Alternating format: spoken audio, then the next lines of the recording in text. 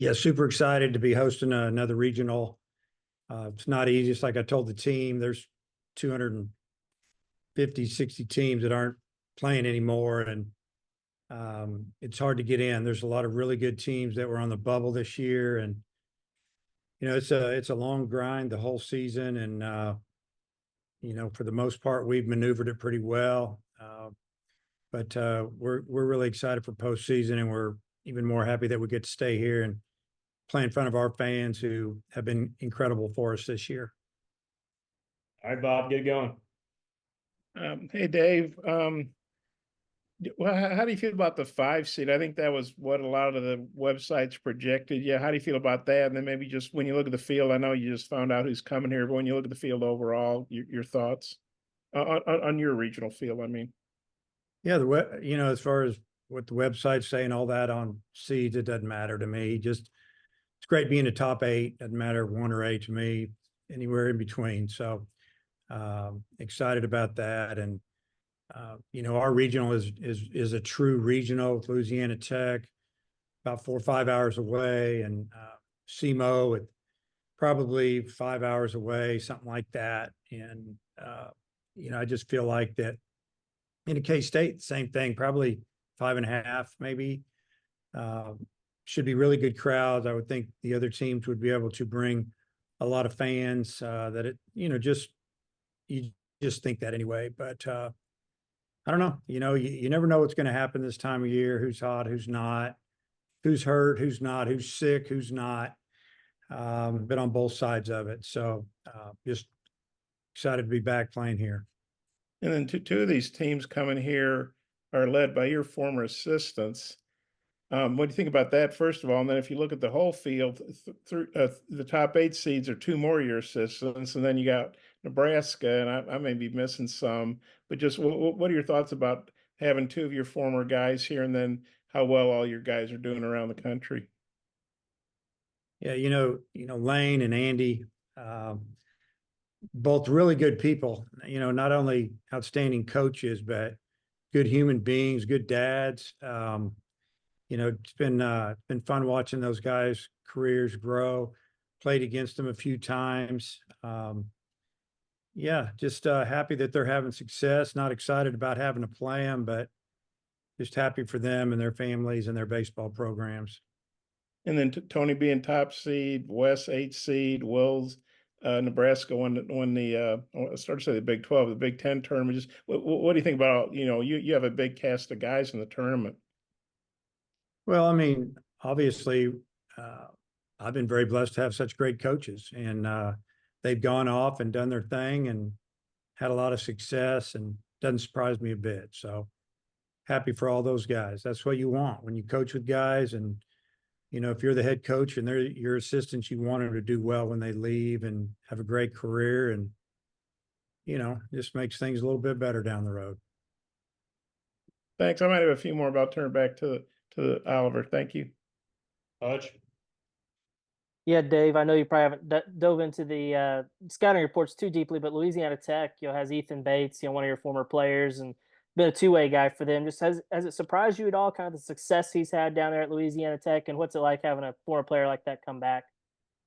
Yeah, Ethan, what a great kid. I mean, he's not a kid anymore. He's a full-grown man, and came in here and, struggled a little bit, but we could see it in him. He really wanted to play, and he ended up going to Navarro Junior College after his 3rd semester here, and, did well there, and started pitching him a little bit. We had talked to him about pitching. That wasn't his first love, honestly, and that's the way it is with a lot of kids. I mean, we tried to get Blake Parker to pitch too, and he didn't want to. He ended up being a big league all-star as a pitcher. So, it's just, we knew Ethan had a great arm and had power from the left side as a hitter. And when he got to Tech, it's all come out, as an older player and confident. He's been lights out, maybe is definitely one of the best two-way players in the country. And I know it's still a few days out, but have you given any thought to what your pitching rotation might look like, and what's that process going to look like when you go about trying to figure out who to start, what games, and who to bring out of the bullpen and who to start? Yeah, see who's feeling really good, actually, and obviously look at the team we play and their lineup and how they do against rights or lefts, if you have that option. If we had a set rotation, because it's been a little bit jumbled the last few weeks, it might make it a little easier. So we'll just look at all those things. And, right now we're just kind of diving into scouting reports and try to watch some video and just make a good decision, and our goal is, we got to win at least 3 in this thing to win it. So it's going to take all of them. And Dudley. Obviously, great record at home this season, for several years, really. What when you're playing in a regional at home, what are the advantages and maybe what are some of the disadvantages of playing at home, if there are any? Yeah, no, there's definitely both. The advantages is that you, get to stay in your own bed, sleep in your own bed and your own surroundings that you're used to, and playing in front of your own fans that can help you out when they get loud and, maybe help you flip an inning here or there. Just knowing your surface and the sun and the wind and all of those things. Sometimes the disadvantage about playing at home is there's a lot of distractions, people wanting tickets, you getting texts, calls, media. I mean, there's a lot of things that can distract you when you're at home. And also, when you're trying to decide whether to play that afternoon game, the first one, or the night game, what kind of goes into that type of decision? Well, really experience with both, having to deal with the weather. If you're, the second game and the first game gets played and the second game gets delayed or rained out, then having to play super early in the morning and, for sure going to play 2 the next day, somehow, some way, if possible. Just talking to other coaches in the past about the way they do it. It used to be they would tell me, yeah, they made us play at night and until there was an issue with the weather, and then they figured out it might be better to play early. Yeah, it cuts into our crowd or makes it harder for the fans to get here for a 1 o'clock game or 2, whatever you're scheduled that day, because that's usually what they are. And we understand that. But as far as for the team, just getting up, going through routine and playing. And if there is weather, you have more time to fight it throughout the day. Thanks. Tom. Dave, I think you've used 50 something different batting orders this year. What's that been like? It has to be years where it's almost set day to day, and this hasn't been one of those years. Yeah, it's been a little different this year.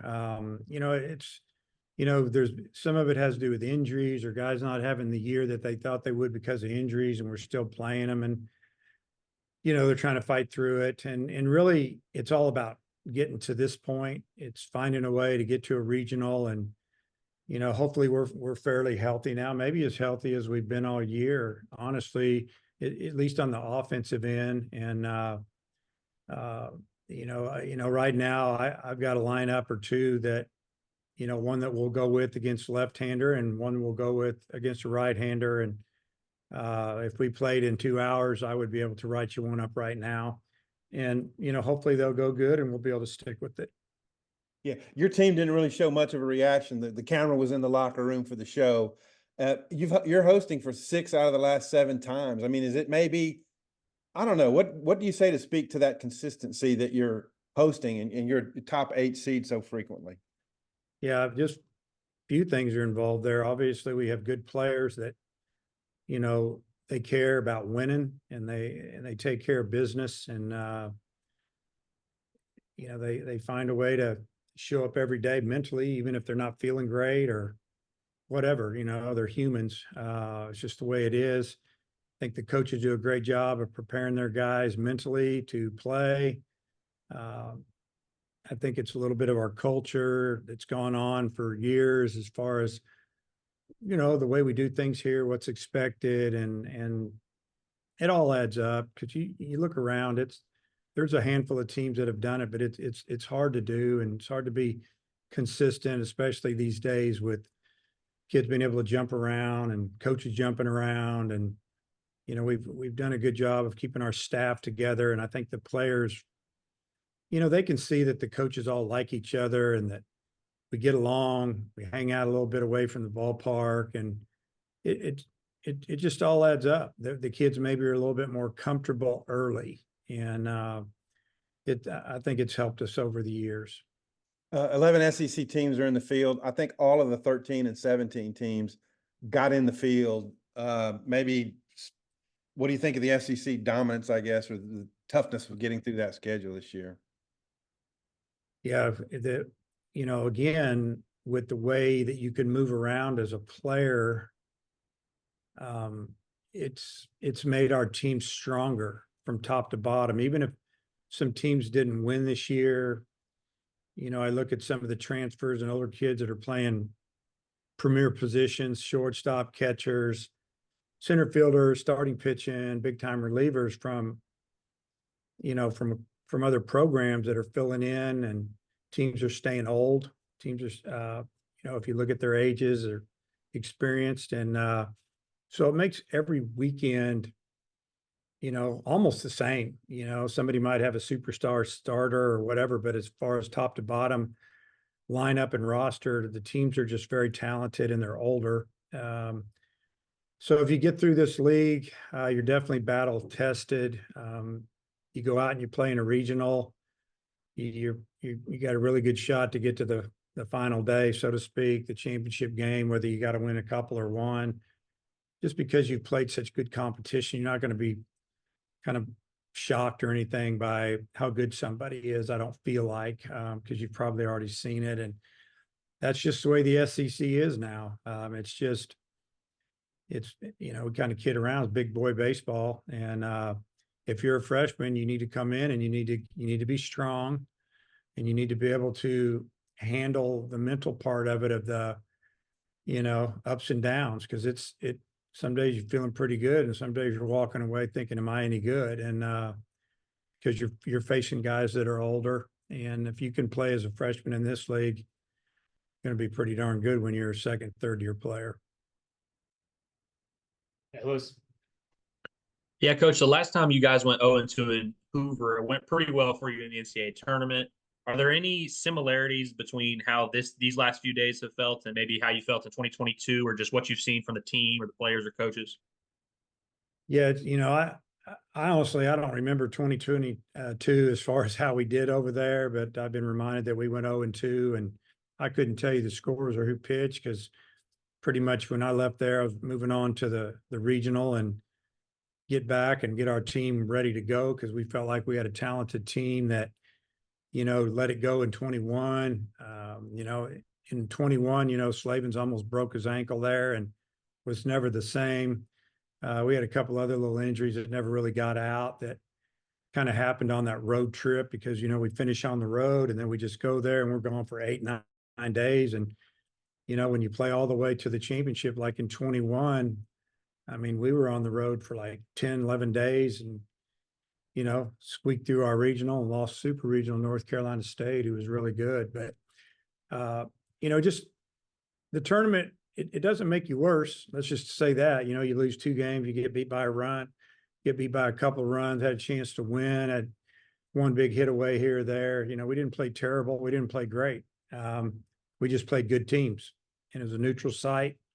So it was frustrating losing, because we lost 4 out of 5 games on the road trip, and we're not used to losing, and it doesn't sit well with us, obviously, but the players didn't like losing either.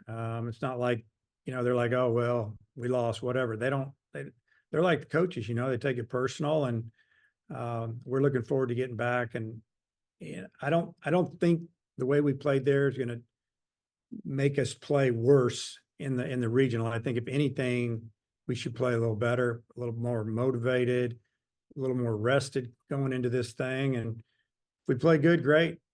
Hopefully we'll win. If we don't, it's probably because the other teams are really good. Theo. Hi, Theo with MLB.com. I'm writing about Hagen Smith. What's he been like to recruit and coach for the past 3 years, and what's it like knowing you can hand him the ball this weekend for your regional? Well, it's been amazing having him here. From the first time I saw him throw a bullpen in late August before school started, or right about time school started, I was kind of like, wow, how's this kid here? Why didn't somebody sign him? And thank goodness they didn't. And I was looking at a 17-year-old at the time because he hadn't even turned 18 yet. He'd already had Tommy John surgery, missed a year of high school ball. So the chance of him hurting that arm again is a lot less.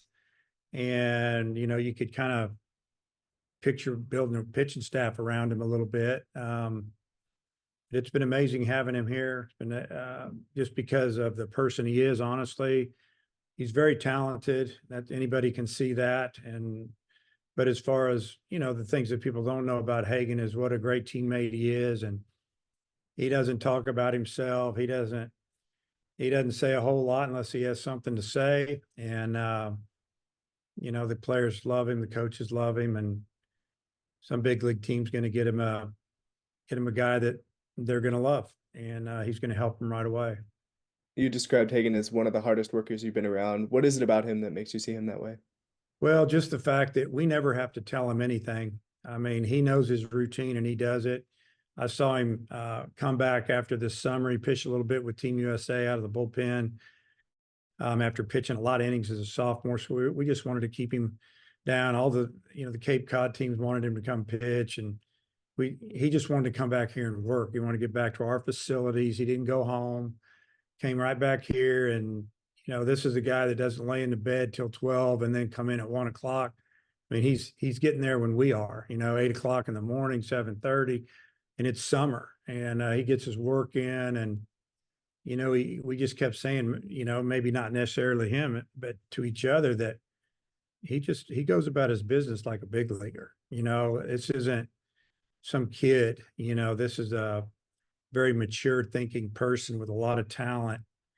And, you know, he was on a mission this year, and he's on a mission to have a great career. So that's why I see him as a super hard worker, and it hadn't stopped. Daniel. Coach, they broke the home run record in Hoover this year, and there's been an uptick in kind of just power across the conference. What do you think that's a product of? Well, as far as Hoover, the wind blew out every day, either right field, dead left, light winds, some pretty good winds. And then, you know, you got some guys throwing high velocity, but you got some really powerful older hitters. The ball was jumping. You know, other than that, I don't really know what to tell you. I think that it's probably because you look up and down all the leagues, the teams are older. I mean, I look at Southeast Missouri State. I just went through their stuff, and they got a lot of seniors, a lot of juniors. And so those kids are older, more mature, they're stronger. I mean, they got right at 100 home runs and over 100 doubles. They got 4 guys with, you know, 12, 13, 16 home runs in there. It's pretty impressive. So I just think it's just, you got big, strong guys. Everybody, the kids we're recruiting, they're coming to college, and the guys that get here, they're stronger and more prepared to play than ever. And then you get them in the program, and all of a sudden, bang, it's the sophomore, junior year, and they are, you know, they look like they're AA players. And then you go from the entire year kind of, you know, playing SEC series and playing teams within your league for the past couple months, and then you have to, you know, scout 3 teams kind of at once. How do the players and coaches kind of adjust to that? Well, it's just what we do. You know, we've kept up with some of these teams and their success. Now, we haven't sat and dissected their rosters and the way they pitch you. And there's a lot of things we can look at technology wise. We can try to get some info from other teams, and that's what we'll do. But as far as, you know, the 2 teams that we don't play the first day, you know, we should have an opportunity to watch them play some. That will help. And we'll do the best we can. Thanks, Coach. Come back around, Bob and then Hutch.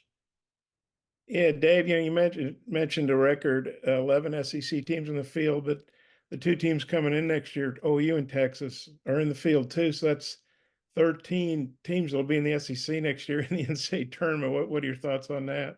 Yeah, well, you know, and next year's next year, but I'll just give you a quick observation. I think that you're probably going to see at least 12 teams from the SEC getting into the NCAA tournament, maybe 13. But you had two regional type teams to our league, two teams that have, in their history have won a national championship.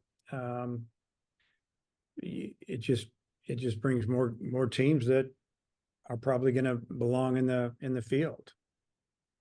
And then, last weekend, I know you obviously don't like going on to at Hoover, but it didn't really impact your seating or anything. But did you do anything last weekend to relax or recharge? Or I'm curious what you did and do you think was good for the players? You mean the weekend we just had?